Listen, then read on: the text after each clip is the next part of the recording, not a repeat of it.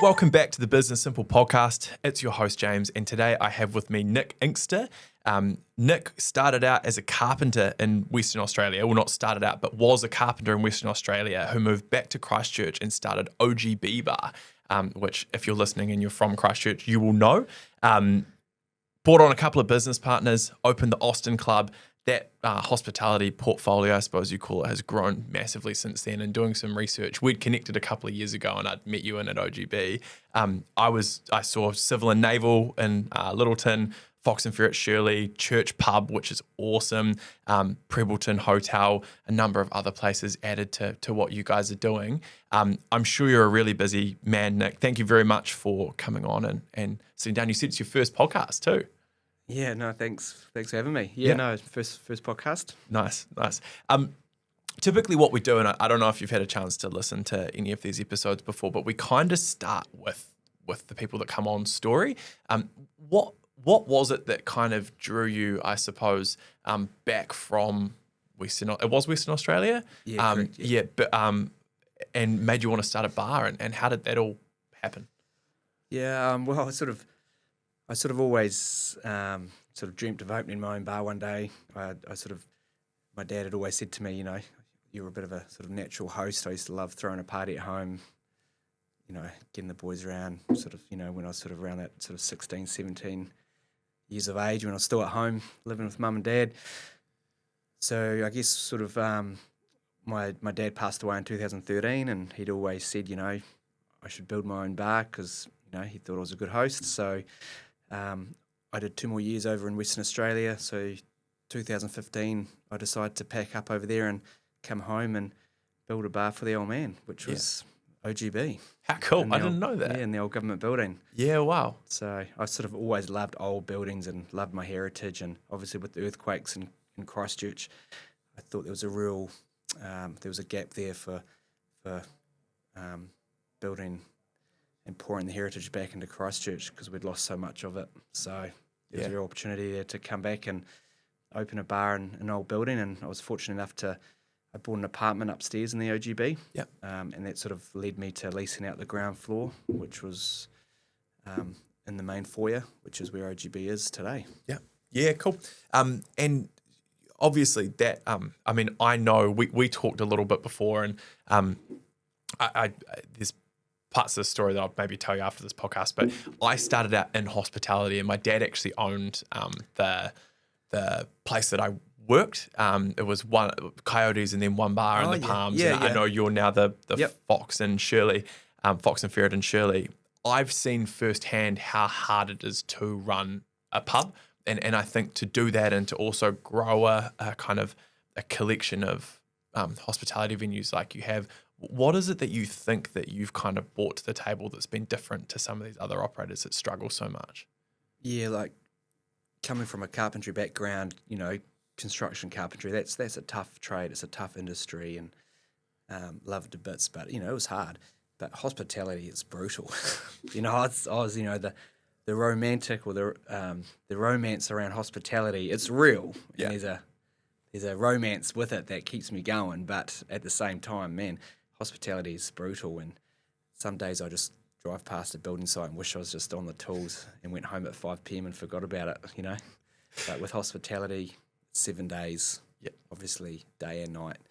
So for me, I feel, I guess, just work ethic has been a big thing for me, the drive to build a hospitality company, not just a bar. So, my vision was always more than one. I wanted to build a hospitality group. I sort of got inspired by the Merivale group over in Sydney. Yep. I always thought, you'd go into a Merivale group bar and you'd know it was a Merivale group venue. So I wanted to bring that to Christchurch in New Zealand in terms of you walked into one of our bars and you'd know it was an Inkster company venue with the detailing, the kind of vision, the service, all that stuff that goes with it. And I think that you maybe feel this, you maybe don't, but I think that you've done that. I think when you go into the different venues, we had a funeral for a friend of mine at Church Bar, and it's just a kind of venue that was so special to, like, you think about that. There's something cool in hospitality, where you can become a part of, like, you're a part of people, how they connect with people and things like that. You get to be a part of that step with them. Yeah, it's very rewarding. Like I'll go home every night. Not that I've been married, but I'll go home every night, and I sort of I compare it to hosting your wedding every day. You know, mates that have been married, they'll go home at the end of the night, or they'll finally get away from their guests and just be like, oh God, thank God that's over for the day. Well, that's my life every day, because I'm hosting people in not only one venue but a few venues. So it's it's draining just being around people all the time, but it's sort of learning how to and knowing when to take yourself out of it and giving your energy at the right times. Yeah. I feel with hospitality, it's all about a formula, and if you get the formula right, it's a rinse and repeat. So even though our venues are so different, but they're same but different, so all the back of house is all the same. It's all rinse and repeat. It's formulas. It's all data driven, and it's sort of taken a long time to get to that. Yeah. But it's been a great way to grow the company in terms of trusting the data. Data doesn't lie, and sort of going from there. Is that something that you think maybe you have a bit of an advantage over the people who have come through hospitality and they've sort of seen past people run bars probably differently to that, and that's been their inspiration point? Yeah, I feel a lot of people go into opening a bar and they don't actually look at it as a business. Yep. Bar, restaurants, hospitality, yes, like you say, there's that real good feel factor. Whether you're celebrating or commiserating, people will go out for a drink. Like you talk about having a funeral, like a wake at the church, like you're catering for all sorts of moods and all sorts of experiences, and people have different stuff going on every day, so you don't know what that guy's going through or what she's doing. So it's important to be consistent with everybody, and that comes with the service and everything else that we sort of try and put forward in our venues. So what was the question again? I'm not sure, but the answer was good. Was it all right? Yeah, the answer was really good. Talk me through. I was waffling, but anyway. No, mate, waffle. That was awesome. So you start OGB, and then you bring in Andrew and Richard, your business partners. Yeah, correct. I've never had business partners, and I had this sort of idea in my head early days that I was better off without them. I now see a lot of my friends and people like that who have them, and truthfully, I'm a little bit jealous, because you have those kind of people that are in business is hard. It doesn't matter what industry you have, and you can have really dark patches. What has having those business partners meant to you and done for the Inkster Group? Oh, it's been huge. A few things is I always got told, it's lonely at the top when you're an owner in a business, and you're the sole owner. You kind of isolate yourself because everyone looks at you as the owner or the boss, and it's lonely. You don't get invited to things. Your staff are so tight, but they look at you as the boss. So you go home at night and you've got no one really to share share the excitement or share the journey with. I'm still single, by the way, so that's why I've got no one to share that with in terms of a partner, but I'm working on that. But, so in terms of so bringing the Nordens in, who are my good mates from the rugby club, and they bring a lot of experience. They had bars and pubs pre-earthquakes, the Spates Ale Houses, they were involved in Soul Square, so all that good stuff that Christchurch had to offer back then. So bringing them in, and they believed and they were ready to go again. And we sort of believed it was the right time to join up. And I always got told too, like, I'd rather a quarter of many bars than 100% of one bar. So for me to grow, to get many bars and to build a hospitality company, taking on business partners was the right and only move. And fortunately for me, my business partners have been good friends through rugby. They're a little bit older than me, so they sort of bring a different life experience. There's sort of 10 years between me and Richard, and I'm not going to say 20, but 17 years between me and Andrew. So, that's quite a big gap in terms of living life and having different experiences. So I think between the three of us, we've actually got a lot of those experiences covered. So it's been really, it's been well, the only reason the company's grown to what it is today is the three of us in business together. Yeah. You know, I like to talk about half glass full, but you know, when you take on a business partner, you can't all be positive, because you know, you need someone to be there telling you that, you know, let's maybe hold off on that opportunity. There's always another window that's going to open. So that's sort of a big learning thing that I've learnt by being in business with them, is I'm always like, I see everything as a glass half full. So that's a great opportunity. Let's do that. That'll work. But sometimes you need raining in. Yeah. And that's where it's been really good for me and Inkster company, obviously, because it's helped us grow to where we are today. Yeah, nice. And I think you know, we spoke briefly about this before we started, but some of the opportunities that have popped up, like I look at these venues that you've added in, like Civil and Naval and the Fox and Shirley. We were talking about how my first job was at the bar my dad owned, and seeing that place, you know, that would have been 10 years ago, I'd say, maybe more, maybe even 13 or 14. Yeah, well, it was just post-earthquake, so it was 2011, 12. Yeah. That All Bar One and Fox and Ferret were really cranking. Yeah, and like they are, you know, borderline institutions in Christchurch that you guys have been able to add into what you do. What sort of opportunities have popped up that have led to you being able to pick these companies up, the Privilton Hotel, things like that?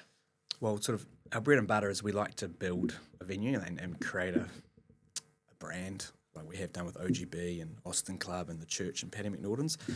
But it's getting hard. It's hard work to keep building venues with the hidden costs of, you know, all your compliance and engineering and fire engineering. You know, it's not cheap now to build a venue. Yeah. So there's a lot of hidden costs in that. So for us to be able to grow, there's obviously, you know, opportunities where others aren't doing so good. So Civil Naval was on the market. It was an institution in Littleton for years. It was from 2009, I think it opened. So, it opened 2012, but it had been a staple for the people of Littleton, for the locals there for a long time. I actually sat in Civil Naval and dreamt up the concept for OGB, because Civil Naval was my favourite bar, obviously before I opened Your own bar. my own bar. Yeah. Not being biased, but yeah, I sort of love Civil Naval. So when it was coming up for sale, it was an opportunity. So I could not really sort of just let that slide. So I sort of got in touch with the old owner, Louis Dyer, and we shook hands on a deal. And yeah, I didn't want to change Civil Naval. I just wanted to improve it, because what he'd created was such a cool thing, and just wanted to keep telling his story, but just improving it into you know, the next 10 years. So that was sort of the story behind Civil Naval. And then Fox and Ferret was, you know, where I had my first pint. It's where Dad took me when I turned 18. So it kind of meant, you know, it was sad to see it potentially going to close. So that was a good opportunity for Inkster Company to buy that. And it also added a different sort of market to our portfolio. It was a bit more, you know, diversifying a bit in terms of, Shirley was a different area to the central city and different market, and which is, you know, been challenging for us to really try and create a busy scene there, but it's, you know, consistent. The Fox and Ferret, it's got the name, it's got the brand, it's been in Shirley for like 22, 23 years now, so it's got that story where it's just a classic gastro pub that's attached to a mall that people know they'll get a consistent feed with before they go to the movies or go shopping. So that was the story behind the Fox. And then Privilton Hotel, I look at areas and I see Rolleston and Privilton really growing, and I felt the building there, the Privilton Hotel, which was Finnegan's, I sort of got in touch with the owner, Shannon Gilmore, and been talking with him for a few years now around what he was doing, because it was sort of, you know, in need of a bit of love and a new direction. And it was fortunate enough for him to see our vision and his parents' pub, which was a pretty special time for them. They've had it for 50 years, so we just wanted to sort of give it a makeover and sort of carry on the Gilmore legacy really, but in our story and sort of bringing it in with the Prebbleton community and sort of just having a great, offering for all those people that are moving out that way. Yeah, they're awesome venues. All of them are awesome venues, and I think what they kind of pointed out is right, is they all kind of have their own individual thing, but just that little bit extra adds a lot, right? I remember my dad telling me, and one bar didn't go very well, so it's not that this is necessarily good hospitality advice. One bar, yeah, in Coyotes. Coyotes at first, Yep. and then one bar was what they rebranded it to. Yeah. And he basically, what he used to say was, whenever someone walks into a venue, you have this expectation of 100%, and everything that goes wrong, and it might be like it taking a minute to walk up and say hello to them when they walk in the door. It might be too cold in there. The music might be too loud. The glass might come out with a fingerprint on it. There might be there's a million different things. Yes. All of them just detract 1% from Yeah. your expectations versus the reality. Yep. And the way that he viewed it was that the game is just getting as close to 100% as you possibly can. Yeah. That's good advice. Yeah. What is it that you think you've been able to do with these venues to make them a little bit more viable? Is it that 100% meeting people's expectation? Like what are the key? You mentioned the formulas. What are the things you're looking at? Well, I always say that I've sort of got 4 golden rules around all my venues, which is sort of an Inkster company message is basically, and all my staff sort of, my thing is my biggest thing has been my staff really, and it's getting close with them and sort of just really selling them my dream that this is an Inkster venue and this is what we do. We, with the 4 golden rules are you acknowledge everybody, so everyone that walks in gets acknowledged. Yeah. Whether that whether they have to. Sorry, I've got to start that again. It's acknowledgement.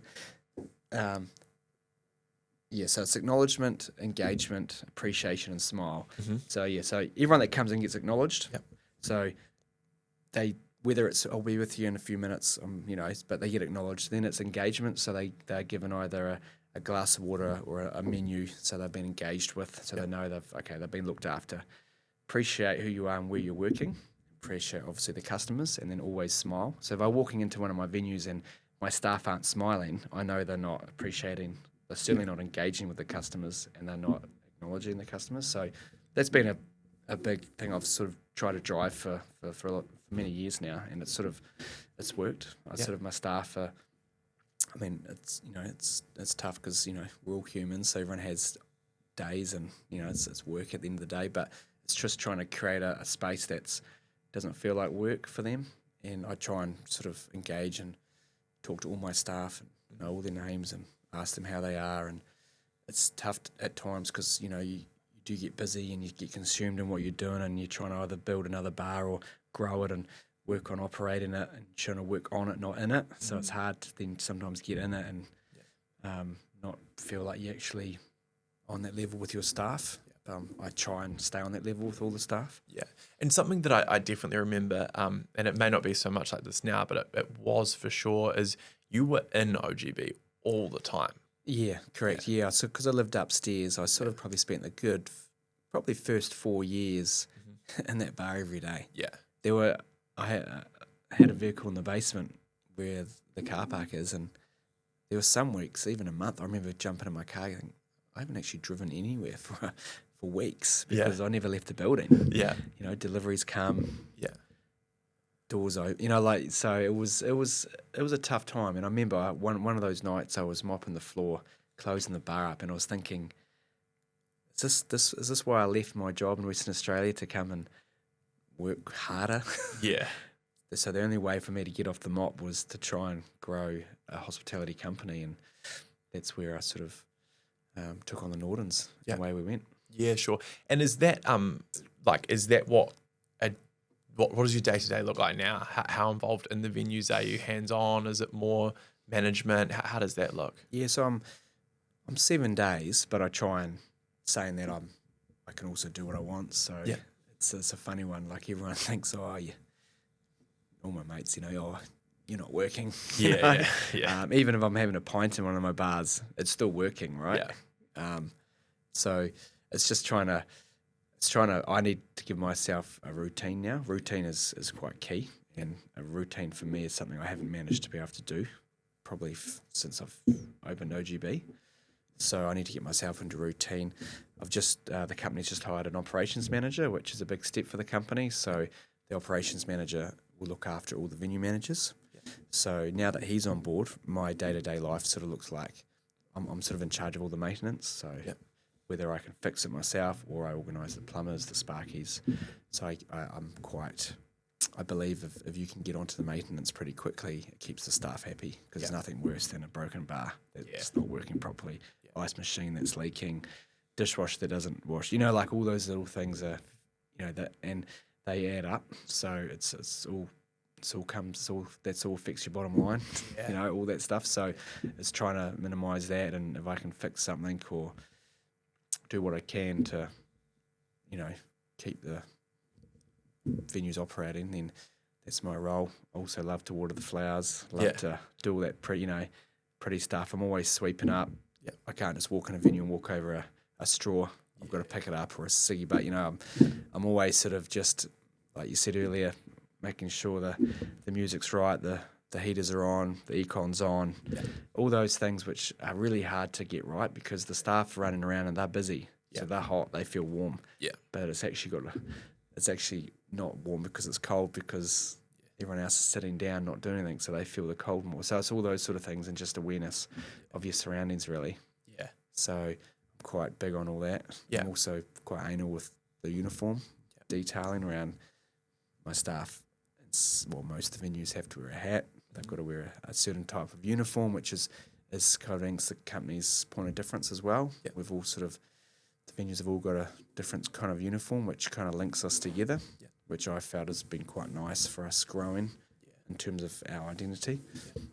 And I think that there's definitely, I haven't been into a single venue where there's been anything missed from a uniform, fit out, like that sort of perspective. Yeah. It's all done right, it feels. It's not too much. It's not enough. It's Yeah, I believe if you've got an old building, you're halfway there to create the atmosphere. Mm-hmm. So I'm not big on a new building because it's just harder to create that ambience, I feel. But Inkster company sort of obviously there are a few venues, they're all old buildings, so it's we sort of the detailing's important, like all the bars have got a gramophone or a phonograph on the back bar, and there's an old till there that we have a new till in front of, so it looks like they're getting served from an old till. So all those sort of little bits of detail, and the staff they've all got different style cheese cutters, whichever venue they work at. Whether it's suspenders or shirts or it's t-shirts, so it's sort of just sort of keeping it all consistent with the look. So you walk into one of our venues and you kind of know this is Inkster company.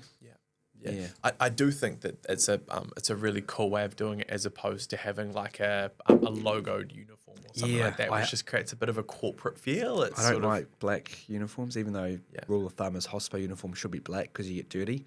Yeah, I get that, but I'm like, black's boring. So I find even some of the pubs like the Fox and the Church, I've sort of had to keep it quite simple, but also, we've gone unique colours with funny slogans on the back, and we've added the cheese cutter in and a checkered shirt just to sort of like, give it something. Yeah, cool. Oh, that's really cool. And how do you see, I know, for example, I've got a place in Manchester Square that's being built that's right over the road to Bob, like within a stone's throw of a number of your pubs. You've got the stadium going in the middle of the city. You've got all these things happening.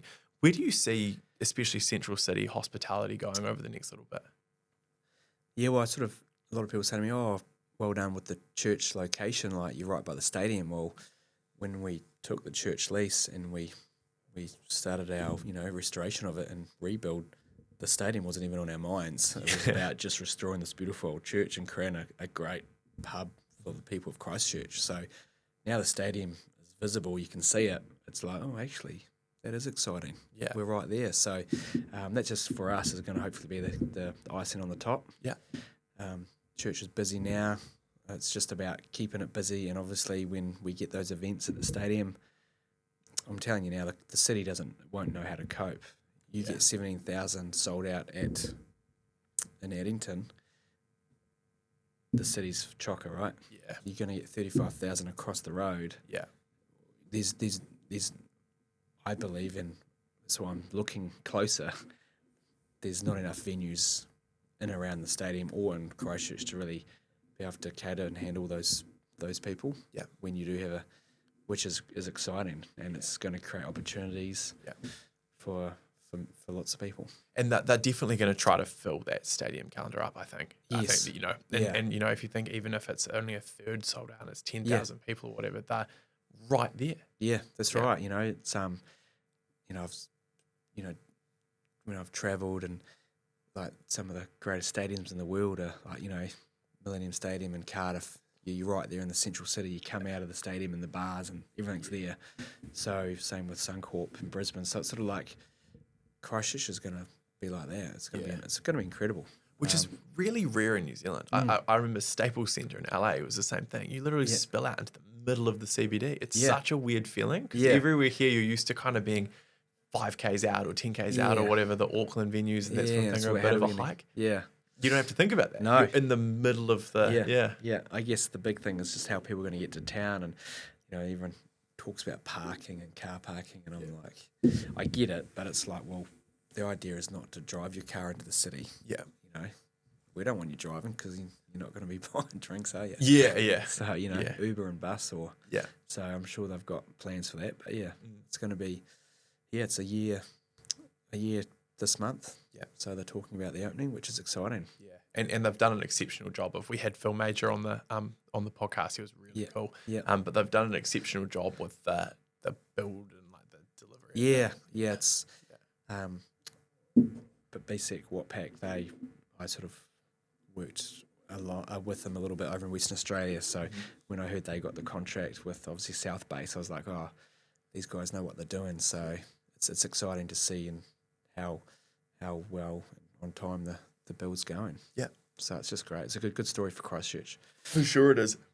I mean, something that came to mind straight, because I was thinking about the time frame that you've been doing this, and there's been a few kind of key events throughout since the start of OGB now that for you to have continued to grow the way you have through have been really interesting. What was your experience like through things like, say, COVID? Obviously, the economy over the last 2 years, there hasn't been the same free spending that there was prior. Like, what has that been like as a hospitality venue owner? Yeah, well, I sort of, like, you know, since OGB opened, I had to deal with the Kaikoura earthquakes. Then we had the mosque shooting. Yeah. And then obviously we had COVID. So it hasn't been easy. And I sort of, by the time COVID came along, I was kind of frustrated because I was sort of trying to aggressively grow. And COVID sort of hit. And I thought, well, everyone's sitting around just at home watching Netflix or doing whatever. I'm going to actually try and double the business and open some venues. So I had in the pipeline, obviously, Austin Club, Paddy McNaughton's, which was attached to church.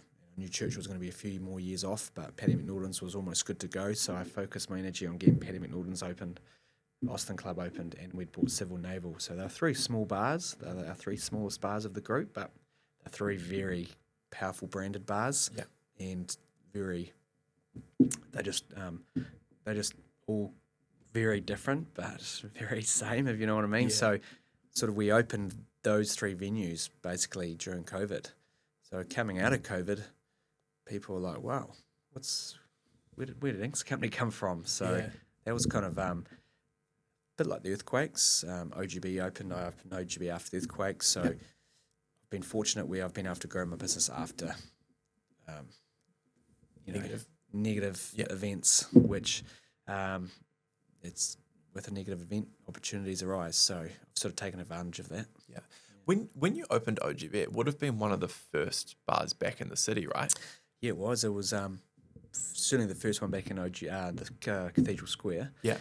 But I remember at the time there was Beretta, Yeah. You had Mama Hooch Yeah. and the casino Yeah. and Calendar Girls, which Yeah. was in behind OGB, is the old site. So there was only 4 places people were going to. And I sort of opened up OGB right in the middle of that because I remember sitting upstairs when I was living upstairs and watching people walk from Beretta to Mama Hooch straight past an empty OGB site. Yeah.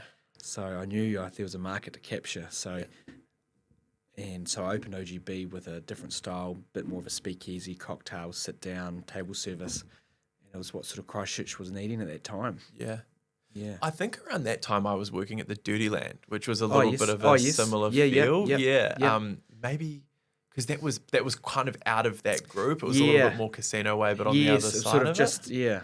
And struggled with capacity a lot. It was small. Yeah. Small. Mexicanos used to hum just on the other side. Yeah, but yeah. we used to, it was hard. Like, you'd go out with a trad drinks and it would wind up on the floor like 30% of the time you'd let. Like, it was just here. Yeah, It was see- so hard to get around. And Yeah, so it's interesting. I forget about sort of that end of Victoria Street. Yeah. Because back then it was sort of the nightlife crowd I felt was that those places I mentioned. Yeah. And they were certainly what people were talking about. for sure. Should have not been, they weren't sort of restaurant based, which obviously Mexicanos is such a great restaurant. Yeah. Yeah. And then there was Revival, but that was just 18-year-olds at the time. Yeah. That was, Yeah. Yeah. Yeah. Interesting, eh? Yeah, That would have sort been of- 10 years ago. Yeah, well, it was 2000. Well, Revival would have popped up after the earthquakes, which would have been in that year 2011. Yeah. So Yeah. Wow. That's crazy to think about. Yeah, and then Strangers Lane opened up. Yeah. Well, that sort of opened up just before OGB, and then Empire opened up next to Beretta. Yeah. Which is now Hyde. Yeah. So I look back and OGB's got its 9th birthday, May the 5th. Yeah. So it's coming up 9 years, and I look back and think there aren't a lot of bars still around that opened around that time of OGB. So it's There must be something that I don't think that people trip and fall over things like that. But I think it's just like what you touched on. It's that quality of product, the consistency, those sorts of things are probably a huge part of that, right? Yeah, 100% consistency and detail and fit out. Like I don't like to cheap on a fit out. Yeah. So I believe if people know that's a nice chair, they'll respect it and they'll respect the venue. Yeah. You know what I mean? Yeah, makes sense. Especially if it's in a beautiful old building, it sort of deserves it. So I've got a habit of our fit out costs blowing out. Yeah. Which is not good, but sometimes, if you build it good enough, people will sort of respect it. Yeah. What are the hidden things about running a hospitality business that you think people wouldn't know about without doing it? Probably the biggest thing I learned, and something that you never learn at school or is always make sure you pay your PAYE. Yeah. Like it's seen as stealing from your staff. Yeah. If you don't pay it. Yeah. So, when I first started, I'm paying all my GST and thinking, well, I can't afford to pay both, so I'll pay the GST first. And then the next minute I'm like getting in trouble because my PAYE's not being paid. Yeah. So, and that sort of, that's seen as, stealing, obviously. So that could shut your business down. Yeah. But no one taught me that. No one teaches you that. So Yeah. if anything, PAYE, pay that first. Yeah, yeah. GST, you can always payment plan. Yeah. You know what I mean? Like yeah. IRD, for me, I always learnt that it's about communication. Yeah. So if you communicate to the IRD, then generally life's going to be okay. Yeah. People that don't communicate to the IRD and they just close up, unfortunately, they're the ones that sometimes they'll shut their doors and it sort of goes downhill for them because they don't know or they haven't been told. Just communicate, and we'll get through this period. Their objective is to collect the money. Correct. Shutting you down doesn't get them it. No, correct. But you are right. I mean, I didn't know the PAY thing either. PAYE. I never, because it was always the smallest, we weren't so staff heavy early days as you would have been. So it was never the big expense that it would have been for you. And so I learnt pretty quick. And then I was like, I'm not going to do that. Yep. I also knew about someone who was doing like community service at the time for not paying PAYE. And I was like, I don't really want to be doing community service. So I'll just stay on top of this. Yeah. But there's so many of those sorts of things when you're running a company that you're just like, why was I never told No. that this is so, you know? You don't get taught at school how to run a business. No. And sort of probably my biggest,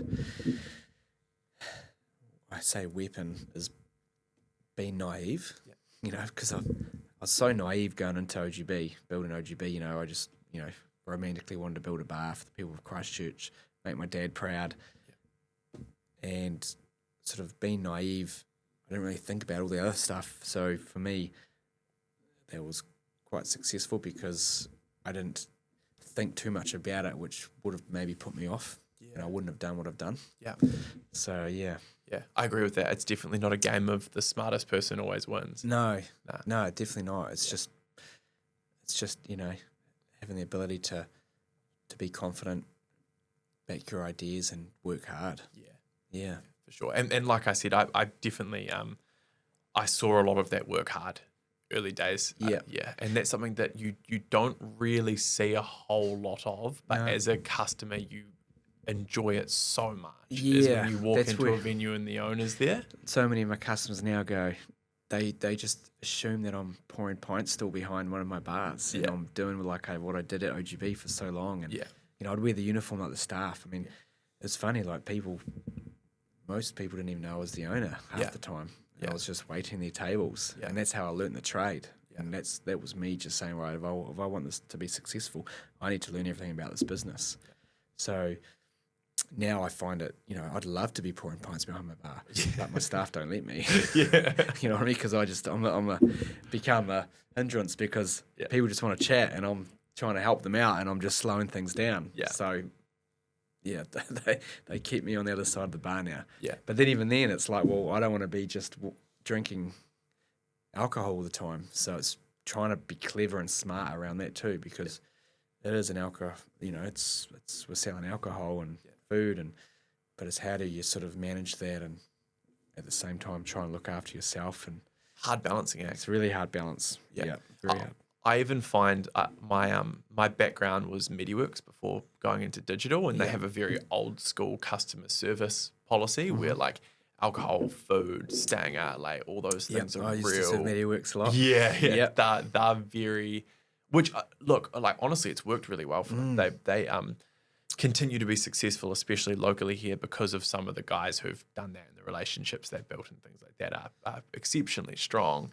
There's this new kind of age, I think, coming through but like I'm not drinking at the moment because I'm like, I need to be really focused. And so I go do these patches without alcohol, and it's quite polarizing because I want to build relationships with my clients, but I'm trying to figure out ways to do that without alcohol. And it's interesting, eh? Yeah, I'm pushing the breweries to come out with a 0% beer on tap because I love a pint, right? So I can't walk around with a 0% bottle with a half glass. You know, I want to be drinking a pint that looks like what everyone else is drinking. So, you know, when the day comes of 0% on tap, that'll be quite exciting for me as a publican because it means I've got options to actually be drinking with the customers, but actually be drinking 0%. So, you know, 41 now, so I don't want to be, you know, I don't want to be drinking, you know, alcohol every night of the week still. You know, sort of he's trying to how do you get out of that? And I don't do that anyway. I'm generally pretty good. A lot of my staff still can't believe they've never seen me drunk. You know, and that's been a big thing for me. I don't want to be the owner that's drunk in his own bar. That's just not a good look. That was what my early experience of what hospitality venue owners were. That was my which is interesting. I can see it from your staff's perspective as the places that I worked. Not that my old man ever really was, but the other venues that I worked for and the owners of them, I could tell you stories of people coming in and being like, "Nah, open the bar back up. We're staying open till 3 a.m, and we're like almost shut down at like 10:30 p.m. And we're sort of like, whatever. And then it would just be like the owner and his buddies just drinking champagne till 3 a.m, and we're sort of like, this is like, sure, we get paid and whatever, but like when you're in hospitality, those late nights take a bit of a toll on you. And so you kind of save yourself up for like Fridays, Saturdays is the big push. And then you sort of work Monday, Tuesday, Wednesday. You're just like cleaning and catching up. So when you've got a Tuesday night and you're there till 3 a.m, you're like, what the fuck is going on? No, no, that's a dangerous slope. Yeah. And I've sort of always prided myself on not being that bar owner. Yeah. And, I think I've done a pretty good job of it. Yeah. Yeah, sure, I'll have a pint with customers and my mates, and I'll, have a few Yeah. on occasions. Yeah. But, yeah, it's just knowing when to just pull yourself away from it and let your staff do their job. Yeah. So, got some great venue managers, and you just have to trust them to do their job. And at the end of the day, they're protecting our business by doing the best they can in terms of talks, serving. So you sort of trust them with everything, really. And if I'm going to be there and trying to undermine them by telling them serve this person who's too drunk, then it's just not going to work. So. Yeah, I had a few of those too, and it's puts you in a really compromised position. Oh, it does, and it is hard because, a lot of the time they're customers or they're friends, and they're looking at you going, "You're the boss, aren't you? Tell them to," and I'm like, well, and same with security guards. Security guards are contractors. I legally can't hire them unless I hold a security license. So you've got to use contractors, and some guys, we're pretty good at keeping the same guys, but sometimes you get different guys on your door, and you can't undermine them either because they're just doing their job, and they're there to basically, protect your venue. So it is a tough conversation, and it happens a lot, and you just got to learn how to manage that. And that is a challenging part of the industry. Yeah. How many staff have you got? At the moment, 140. Yeah. Wow. Yeah. Jesus. 140. So it's a lot of staff. Yeah. It's a huge business. Yeah. No, it is. It's 140 staff we're sort of sitting at the moment. So that's across 7-8 venues. So yeah. Wow. I mean, 9 years ago, carpenter in Western Australia, there must have been a bit of a crash course in people management in there. Yeah, well, I left a job over there, which was on Bear Island. So I'd worked myself up into a role. I'd been there 5 years. So, I was sort of like a supervisor. So I was looking after a team of guys. Yeah. But, nothing like this. So it's funny, like I haven't really taken any leadership courses as such. I've taken a few business mentoring courses, and I've just spoken to a lot of people through the industry who have been business owners in other industries. Yeah. But it's sort of just I'm a bit of a realist. I like to just, I keep it quite simple but real. Yeah. And I believe being a good leader is just being kind and being there for your staff. Yeah. And just actually doing the things that they would not expect you to do. Yeah. So I'm often unblocking the toilets because there's vomit or there's feces everywhere, and I'm mopping that up. I'm cleaning that stuff up because I don't mind getting my hands dirty. And staff see that and they think, "Shit, what are you doing?" But they actually, it goes a long way. So, and it's not why I do it, but it's something I've just always done. I actually quite enjoy it. It's kind of coming from building background. Yeah. I miss practical. I miss getting dirty. Yeah. So yeah. I've got this. It's different but the same. But I feel that we've got some challenges here internally currently, and there's sort of a few different ways that you can handle, I think, stuff like that pops up, and you can blame people, or you can point fingers, or you can just get on with it, fix it, get active, work really hard, show people that you're if there's a problem, you'll get in and just fix it immediately. And I think that for a certain type of staff member, they see that and like it. They go, that guy's willing to do whatever it takes. I want to follow him where he's going. Yeah. It can be confronting for some people, I think, if you're, but I just I love being, and for me, it's different, right? It's not mopping up shit, but it's getting back out selling. If we've lost a couple of clients, we need to do some more business or whatever it is. But then just going out and doing an unreasonable amount of work and pushing really hard there and then showing results from it. I think people can see, that's good. Yeah. Well, that's sort of, there's obviously a lot more to do with leadership, but that's kind of how I've sort of winged it and got my way through it, is leading from the front in terms of practicality and the practical stuff. Yeah. And not just sort of, dictating and telling staff what to do. Yeah. Where I could sort of. I'm not a great delegator. I've learned how to delegate. Yes, it's hard, eh? Delegating for me has been really tough. Yeah. Because I just sort of normally get on and do it. Yeah. Yeah. Yeah. But that's not helpful either. And I feel like I feel like there's a period of business, and that, like, it'd be hard to know but there's a period of business where being the delegator makes you the guy. And then there's a period of business where, by not being the delegator, but the person just does things, makes you the best person for that period. Yeah. And then there's a period where not delegating actually hurts you. Like, you become the bottleneck, you slow things down. There's too many things to possibly do it as one person. It's a hard thing to get your head around. I did that, and then I over-delegated. I basically was like, right, well, everyone can just sort everything, and I'll just play above the rim and do the business strategy and that sort of thing, and that fucking hurt. Yeah. So you just, like, you go too far and you come back. It's constant. Yeah. No, it's a beautiful thing, business, and just trying to learn how it all works, and it's just moving money around, and you pay him, pay her, and you know what I mean? It's just like, it's an industry. Yeah, it's an interesting journey. That's for sure. Well, you should be really proud, man. 140 staff's a big business, and that's a lot of contribution to a city. I think that's the way that I always like to view it, because it makes it feel a little bit more purposeful than just looking at P&Ls every month or two. Yeah, exactly. As you're creating jobs. There's people are buying houses. Yeah, and they are. doing things. Always feel good when I hear staff members just taking out a mortgage, or even back OGB days, there's some OGB babies where some staff met and now they're married with a baby. You know what I mean? So, OGB babies. Yeah, if there was a time where it was it's special, and staff that have the young 18-year-olds that have bought their first car with their second paycheck from church or wherever they work. You know what I mean? So I love hearing those sort of things. Because. You're right. 140 staff employed in Christchurch. It's a lot of people to, and then how many people are they helping? So that's kind of like, sometimes if I get stuck in the mud, I just think about those sort of things, and it sort of lifts me up again. Bigger than you.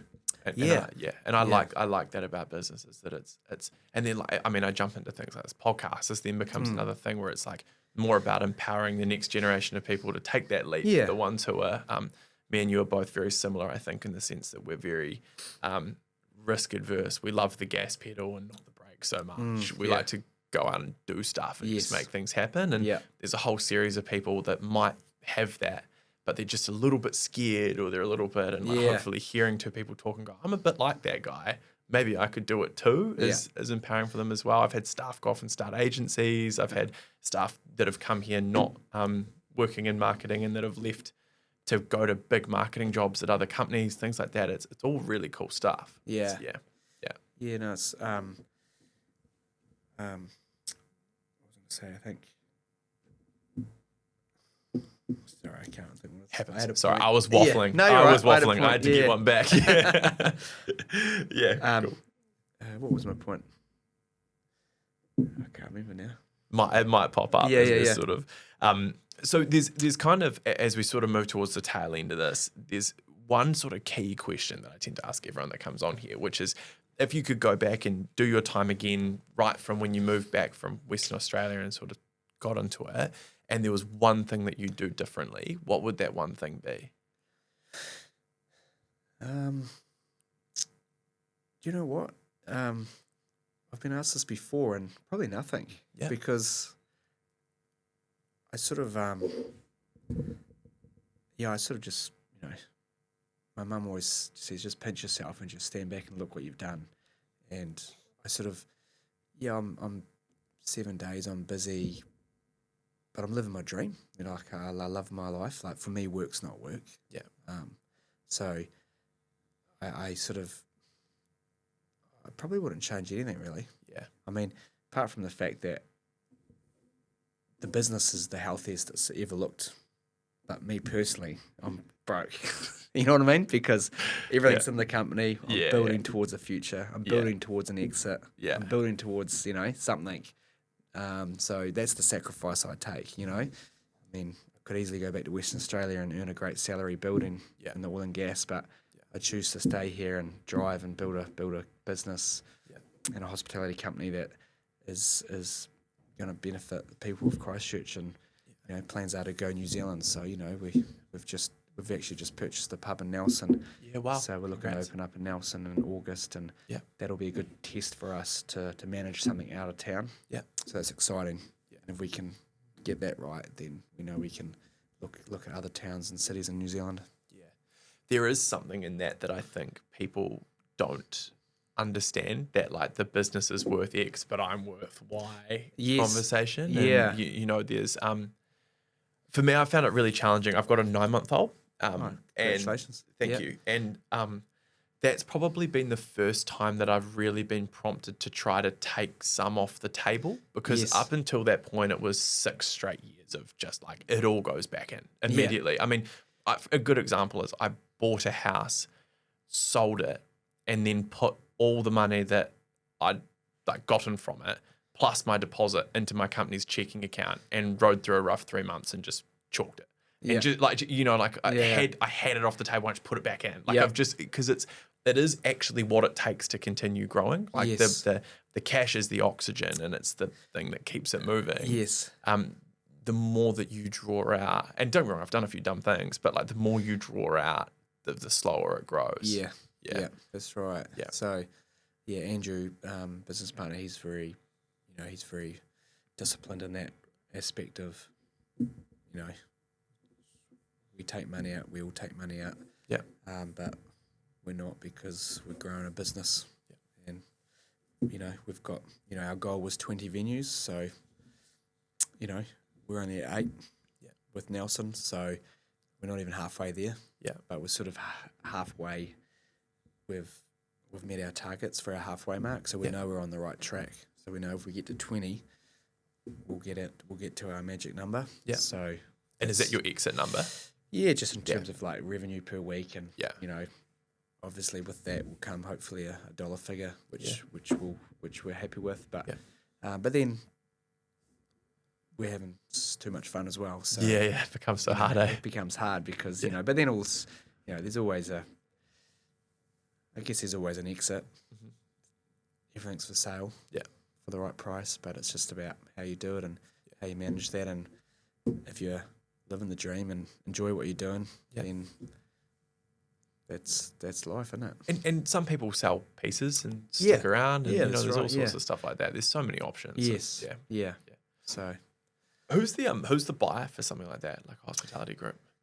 There's Australian companies looking. So they're big Australian companies that own 300 plus venues. So they're looking to buy into New Zealand. Yeah. Breweries, obviously the obvious buyer, because it's all about volume. It's about taps. Yeah. So they won't want to see us sell our taps to someone else. So there might be a conversation there. Yeah. It's interesting. It's hard to. Yeah. Hospitality business, like I see them go on the market all the time. Yeah.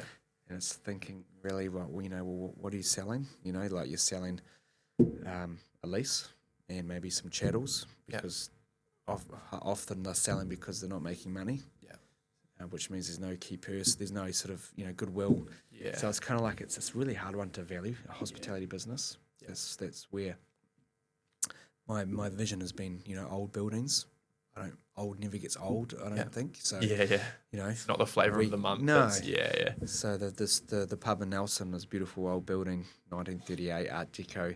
Yeah. So it's got a great point of difference as well. Yeah. So we can keep the majority of our venues in old buildings. I think that's a really good point of difference. Yeah. Yeah, cool. It's interesting, eh? It's really interesting. Yeah. It is. Like there's also equity companies that are looking to buy. So could take on an equity company that are sort of buying in now to be involved in your end game too. So there's all those sort of conversations. Yeah. At the moment, we're sort of would entertain anything, but we're sort of we're enjoying what we're doing. Yeah. Yeah. And you want someone that probably wants to see what you do continue on as well, which is the hard bit. Yeah. My biggest problem now is I don't want people. I've got to sort of try and pull myself out, because it's hard to sell something when you're so involved. Yeah. You know, Yeah. and if you know, I understand. you know, so Yeah. it's that whole sort of key person thing, right? Yeah. So I can't help but not be involved. So it's sort of like, that's probably my biggest problem. I think it just takes time. Yeah. It just takes time. I mean, mine, like where I've sort of challenges as we've had, or been challenges, we've had a few little like extra joint ventures and things like that open up, and we're in a couple of other spots as well, as trying to position myself as not just being digital simple. And that's probably something you did as well. Like the owner of OGB Bar becomes the owner of Inkster Company. And it's quite an interesting transition to get your head around. It is, Yeah. Well, on that, I've always had an internal marketing girl person, so she's worked for me for almost 9 years. Yeah. So something I believe in terms of, I've always a lot of people have thought, why has he got a marketing person in the company? Yeah. But it's been a really great asset for Inkster Company and moving and growing, because we haven't had to outsource marketing. We've had a person who believes in our brand. Yeah, gets it. Who's like a sister to us, and she gets it. Yeah. Now we've got 2 marketing people full time, which is an exciting step forward, because it's like, well, we're obviously growing. Yeah. So it's something that a lot of people might not like to spend money on, or see that it's an asset to them. But for me, spending money on a full time marketing person has been really valuable for our growth. And something you talked about before when you're talking about what you sell, when you sell a hospitality venue, and it may not have this or that, but you are selling a brand in some cases. Yeah, that's the word. Yeah, brand is everything. Yeah, and so doing that marketing thing right gives you that brand. Yes. So does the impression when someone walks in, so does the fit out, so does all that sort of stuff. But you could have the best product in the world if you don't tell anyone about it. It's not very effective. Brand's so important. Yeah. What I was saying, remember what I was going to say earlier, is in terms of like Monday's payday, right? So got to pay everyone today, and a big thing I've always been proud of is I've always paid my staff every week on time, and I treat my musicians as staff as well. So Inkster Company plays live music through all its venues pretty much every night of the week. So if the musicians get their invoices in, because they're all contractors, but if they get their invoices in on Monday, they'll get paid basically Tuesday. So they get paid weekly as well, which is a big thing in the hospitality industry, is musicians can sometimes get forgotten about in terms of payment. Yeah. But I treat them with same as my staff. Yeah. Because without live music, the venues would be different. Yeah. Live music creates everything. So it's a very important part of Inkster Company's success too, I believe. Is being consistent with that live music. Yeah. And then also probably being consistent with treating your team with respect is probably another really big part of it as well. Yeah. Nice. Massively, yeah. Yeah, cool. Are there any is there anything else you think that maybe we've missed, or anything you'd like to touch on, or anything like that? No, not really. I just yeah. No. It's been a really good episode. I feel like I've learned a lot. Yeah, it's been cool. I mentioned that I had Tristan from Smoky Teas in last week, and it's Tristan, it's a good mate of mine. Yeah, it's got me hungry and thirsty meeting both of you guys. It's been cool, and hearing the ins and outs of you would be shocked at the similarities, and this is something I'm learning through these episodes. It's like every person we meet, different business type, different type of person, different background, different everything. The themes that they have around like why they've done well, that sort of stuff is identical across the board. It's really cool. It's interesting. Maybe one day we'll find someone who doesn't fit the mold, but honestly, it doesn't matter. Age, gender, area they're in, anything like that. It's very similar. I think there was, after the earthquakes in Christchurch, there was a time there where, the likes of me and Tristan and others, there was opportunities for us to open a business and really nail something that was great quality for Christchurch. So that was our driving factor. And it's can't believe it's been almost 10 years, It's crazy. It goes so fast. Yeah. Goes so fast. Cool. Well, hey, thanks for joining us. No, that was awesome. Thanks for having me. How was your first ever podcast? No, it's good. Yeah. enjoy the sparkling water. So Yeah, thanks for that. good. Nice touch, eh? Nice touch. Yeah, love it. If you've listened this far, thank you so much. I really enjoyed that. I hope you did too. Make sure you subscribe to us across Spotify, YouTube. Check us out on socials, and I will see you on the next one. Thanks again, Nick. Cool. Thank you. Cheers.